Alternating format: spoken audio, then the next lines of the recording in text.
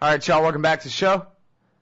It's Anti-War Radio here on chaosradioaustin.org and the Liberty Radio Network. And our first guest on the show today is Eric Margolis. His website is ericmargolis.com, spelled like Margolis.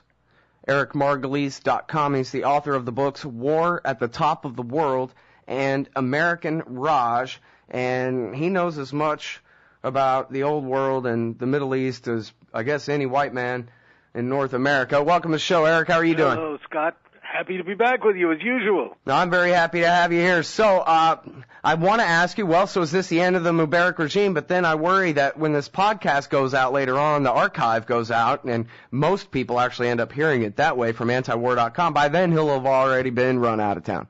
What do you think? Well, I think he's on the way out, for sure. And the army, by refusing to shoot down demonstrators in the street, I think has sealed Mubarak's fate. It's just a matter of days or weeks. Certainly, the U.S. behind the scenes and Israel are pushing very hard to keep him in power. He's Israel's most important ally, and Washington has used him as the overseer of Egypt for 30 years. But he's finished. Of course, the big question is what next? Right. Well, politically speaking, isn't it at some point, doesn't Obama have to go ahead and call the CIA and say, all right, what's plan B and what's plan C? Because they're not going to be able to keep Mubarak. I mean, they must know that by now, right? They do. Scott, there is a plan B. In fact, I wrote a column on my website last April saying that the U.S., and particularly the Pentagon, which is very influential in Egypt, had already picked out Mubarak's successor, and that's General Suleiman, the intelligence chief.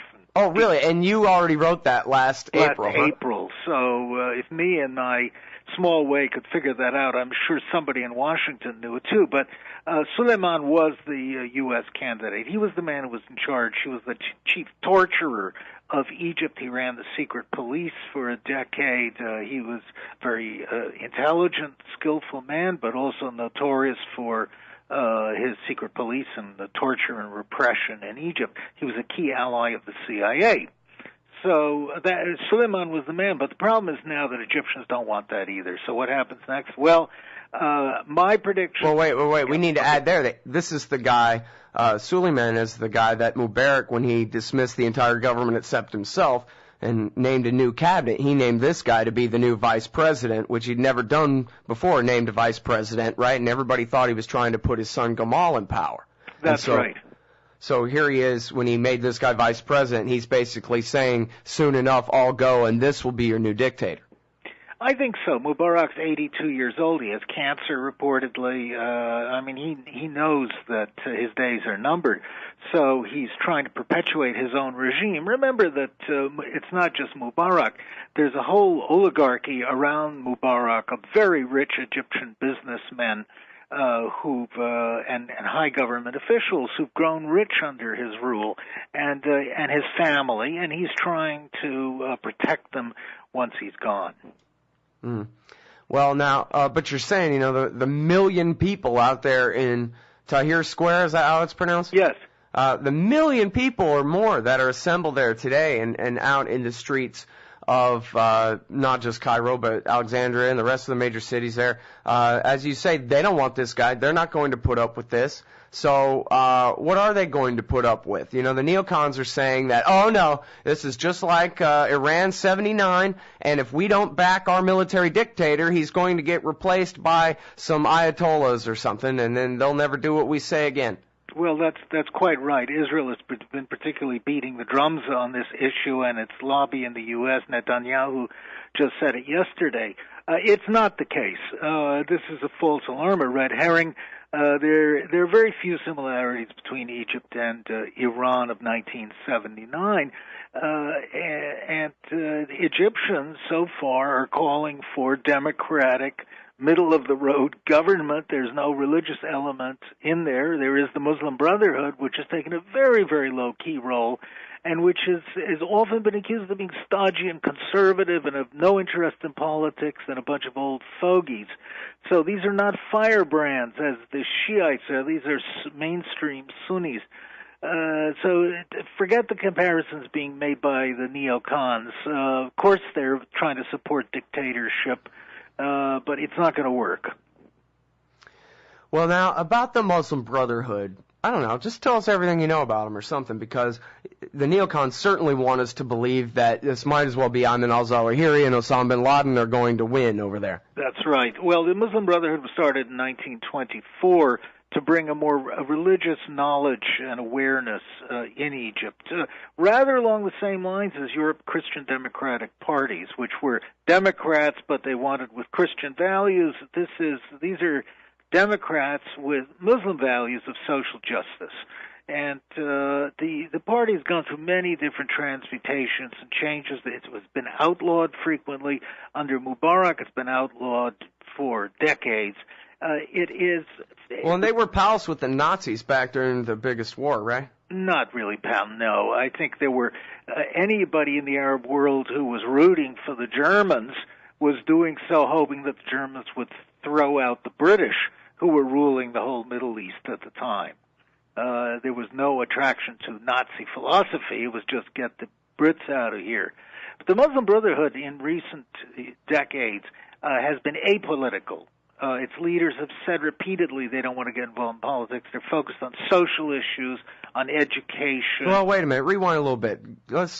Somewhere between World War II and right now when they're more apolitical, and I want to let you get back to that, but I remember reading in Bob Dreyfus's book, Devil's Game, that the Brits and the Americans, the intelligence agencies, used the Muslim Brotherhood and promoted the Muslim Brotherhood. They were worried about the Egyptian and Arab nationalism of Nasser. And rather than, basically, I guess the choices then were either the Soviets, Arab nationalism, i.e. independence from the West and the Russians, or let's see if we can support these right-wing religious types, and they can undermine the nationalists and the leftists. But that's quite right. And the communists, they were seen as a bulwark and were discreetly supported by the CIA to various degrees, and the British also. But the Muslim Brotherhood has proved a big disappointment for many Egyptians because in recent years they're not firebrands anymore, as there were some firebrands in the ranks in the 1940s and 50s, and I believe one of their members tried to assassinate President Nasser. But in recent years, as I said, they've been concentrating very much on social and educational issues, staying out of politics. They're run by a bunch of old men who are constantly accused of being too timid. And they have no real political platform. However, they are still the largest, best organized opposition movement in Egypt, all the others having been crushed, and the Muslim Brotherhood was driven underground. So they may have some people in their ranks that are going to surprise us. We don't know yet. But best estimates were if there were a free and open election tomorrow in Egypt, they would garner somewhere between 25 and 30% of the vote. So they're not an overwhelming force, but they are well organized. Mm-hmm. Well, and that's because real democratic organization by others in that society has basically been outlawed up until this point, right? Outlawed and crushed and destroyed. And this is common all the way from Morocco to Iraq, that the dictatorships that rule these countries have destroyed the moderate, centrist, any kind of opposition, leaving only underground radicals. Not all of them are radicals, but certainly underground movements.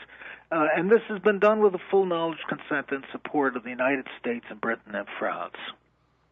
Well, so are you optimistic about this? I mean, right now it looks like my hero, the former head of the IAEA, who could have stopped the war with Iraq if anybody listened to him, certainly deserves great credit for preventing America from bombing Iran over the last few years. It looks like he's going to be the head of the new caretaker government or something. You think they'll be able to throw together fair elections soon enough that they're really legit and I guess with enough window of time that other people have a chance to get organized? I guess give me a real quick yes, no, and then we'll go to this break. More confusion. I don't think Baradei is the man. I don't think he's strong enough. I don't think he has enough support. Well, we got to come back to that right here.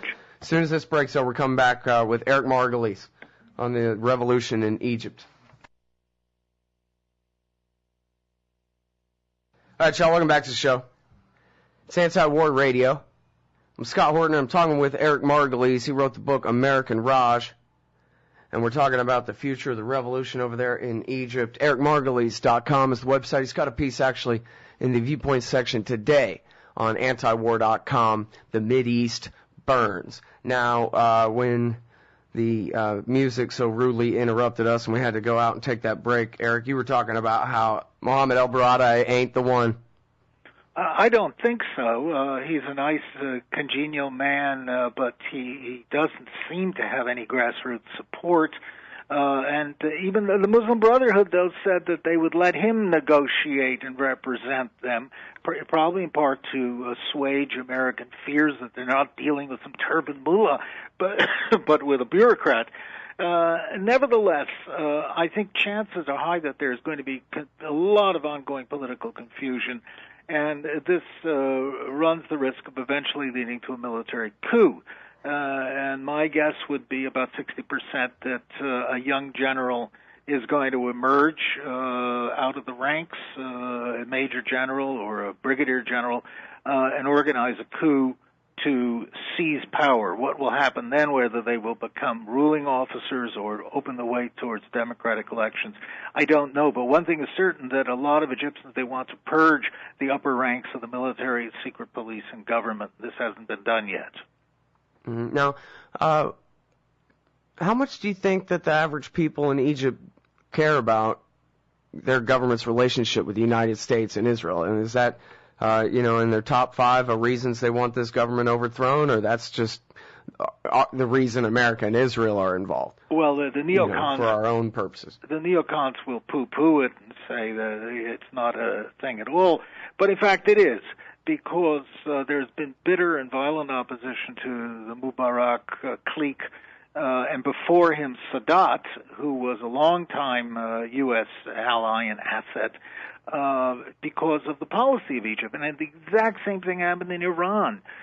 We are forcing the governments of these, the dictatorships of these countries to follow policies that are hated by the common people. And the chief policy is support for Israel and abandonment of the Palestinian people. That issue counts very much in Egypt. And thanks now to the Internet, to Al Jazeera TV, Egyptians and people across the Muslim world see the suffering and the torment of the Palestinian people every night on television, and it horrifies and saddens them, but it also shames them, because Egypt used to be the leader of the Arab world and the defender of Arab rights, and today Egypt has under Mubarak has become a big fat nothing. Well, and that's not to say, is it, that the people of Egypt would rather have a war with Israel, just that they don't want to be supplicants like this? They don't want to be supplicants. Excellent choice of words, Scott. I commend you on your vocabulary. And also, they don't want to be seen as being the co-jailers of the Palestinians in Gaza with the Israelis. And they want to return Egypt, not to go to war with Israel, but to say, listen, you've got to make peace with the Palestinians. If you want peace with us, you've got to make Palestinian peace. And that's what the whole Arab world should be saying. But it's not. Right now, the dictators that run it are dancing to Washington's tune. Well, there's a very important story last week that got buried under all this other coverage about some leaks out of the Palestinian Authority of decades worth of their negotiations with the Israelis. Can you give us a thumbnail on what those Palestine Papers said and what effect they have on opinion, say, for example, in the West Bank, where the Palestinian Authority is the authority? Bombshell. The transcripts of meetings between the Israelis and the Palestinians were leaked to Al Jazeera, and what it revealed was that the so-called the Palestinian Authority, that's Mahmoud Abbas and his people. What we used to call the PLO, right? The PLO, yeah. The people who took over after Yasser Arafat died or was murdered, because a lot of Palestinians believe he was poisoned to get him out of the way, the people who replaced them were a bunch of quislings. They're stooges of the Israelis and the Americans. That's what the transcripts, not my words, the transcripts reveal. And that they are complete collaborators with the Israeli occupation, and also they even, urge the Israelis to go and attack Gaza and try and overthrow Hamas. These are the most disgraceful people. The rest of the Palestinians are calling them traitors, and it's a well-chosen word, because and we see the Israelis treating these people with contempt. And these so-called peace negotiations that have been droning on forever are just a complete charade, as I've been saying. And they're a charade between puppets and the Israelis who really couldn't care less. They just keep them going to placate Washington and its Arab allies. It's a disgraceful and sordid story in the extreme. But it never has really placated the people of the West Bank. It's not a surprise to them that Mahmoud Abbas is a puppet of the West. No, the only people who don't know this are the Americans.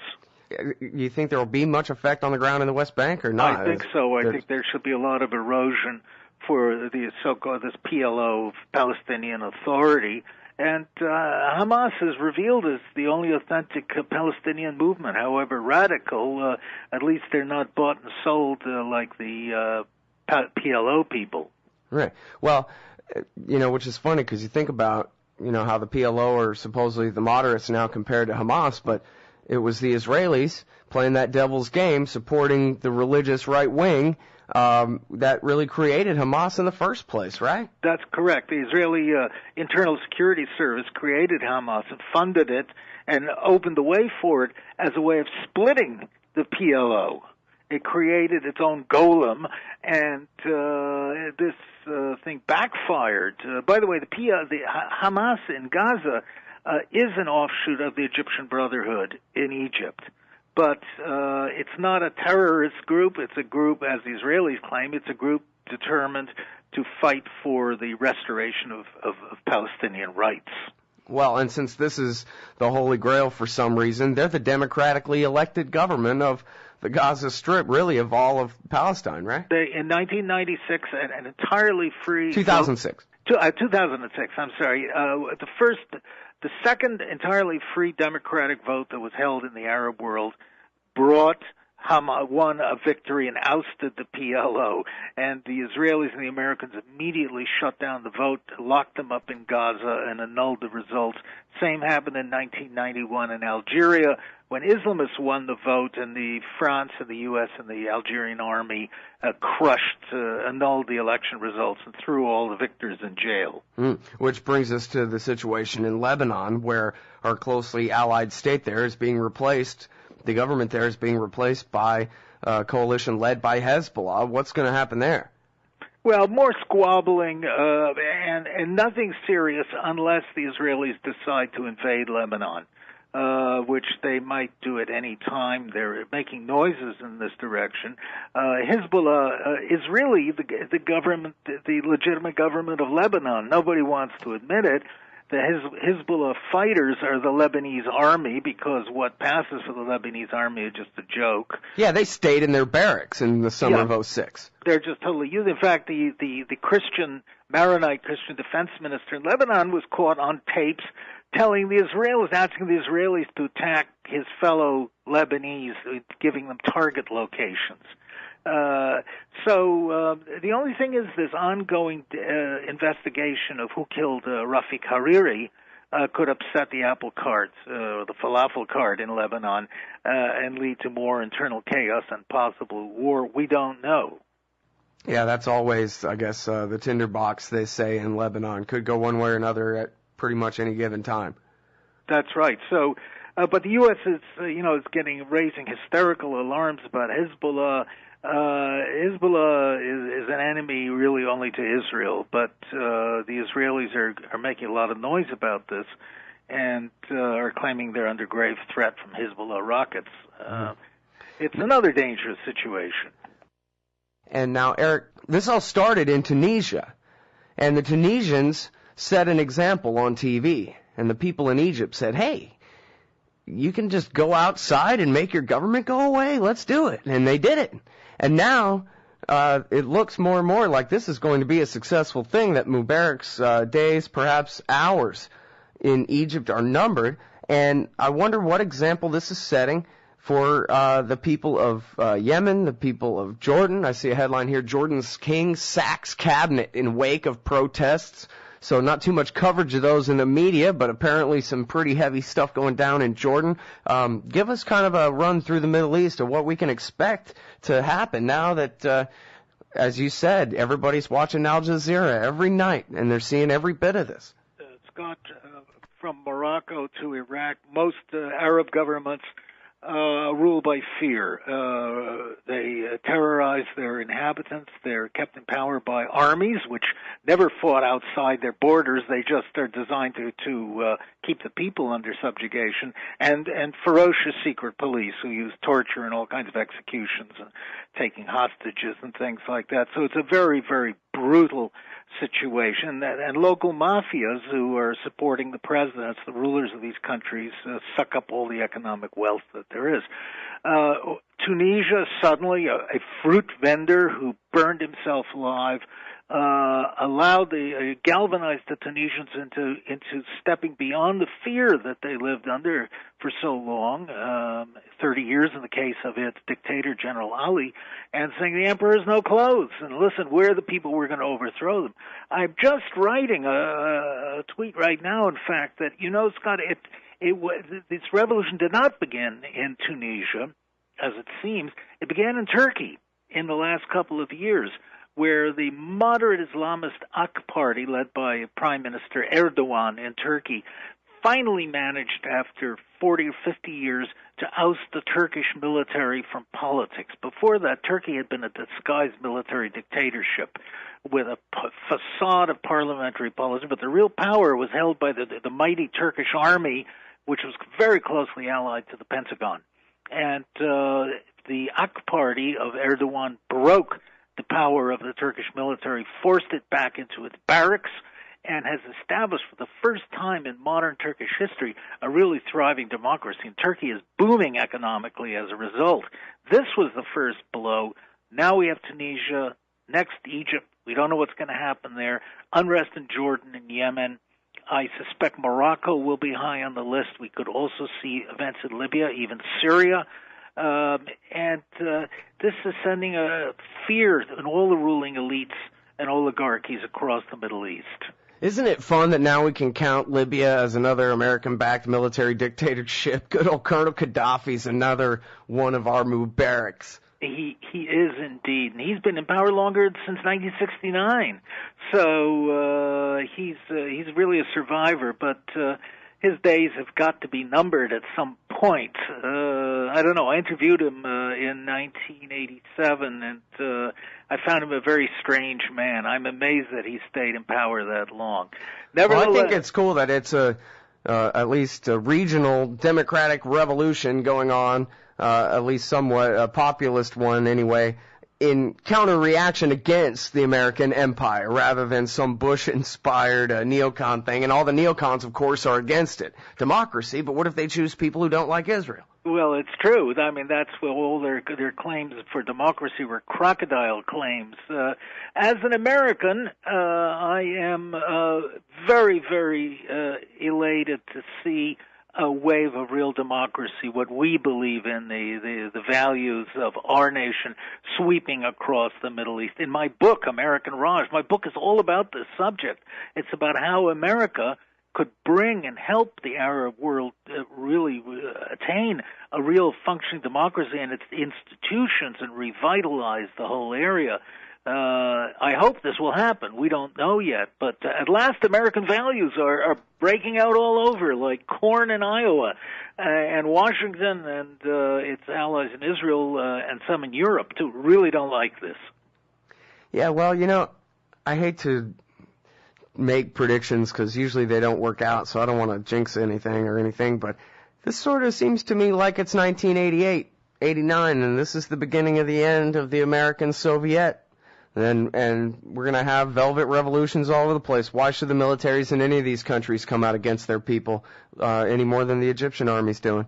Well, Scott, I covered the Soviet Union in the 1980s, and I've often made the comparison between today's United States and the old Soviet Union as imperial powers, as fading imperial powers. And I saw a great line, Scott. Somebody wrote, I wish I could remember who, I love America, I hate the American empire.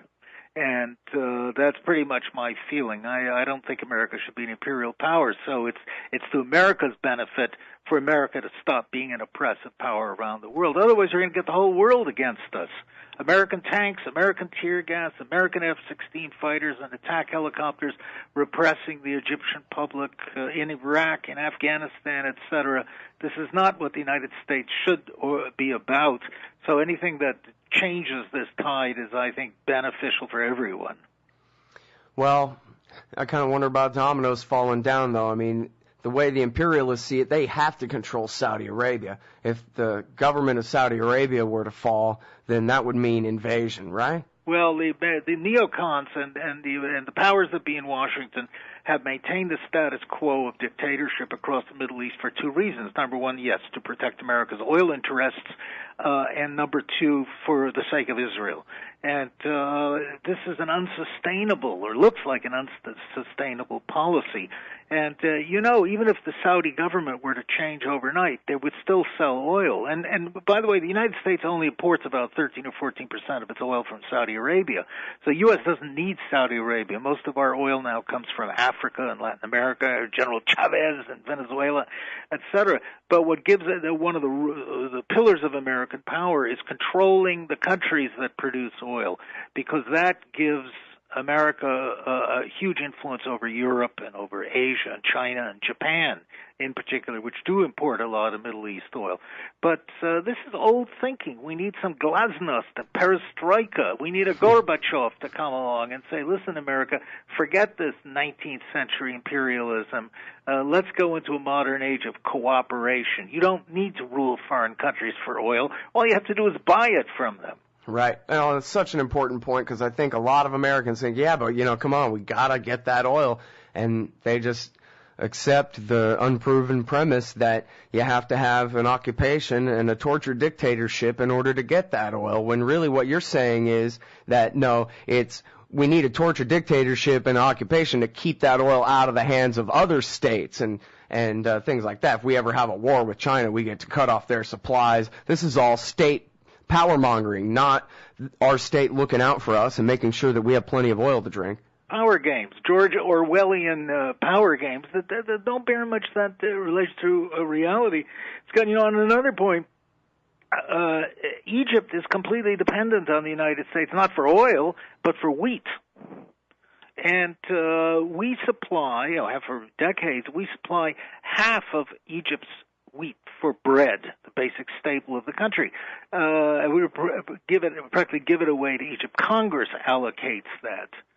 That's why Egypt has remained such a close ally to Israel, because every time Egypt says something that Israel doesn't like, Congress suddenly jumps on Egypt, threatens to cut off its food. Well, now they haven't cut it off, right? The prices are going up for other reasons, inflationary reasons. That's right. But watch, it could yet happen. And that's Egypt something to not look forward to there. Grain wars. Right. All right. Well, thank you so much for your time and your insight, Eric. I always appreciate it. Thank you, Scott. That's the great Eric Margolis, ericmargolis.com. The book is American Raj, and he's got a new one on LRC right now.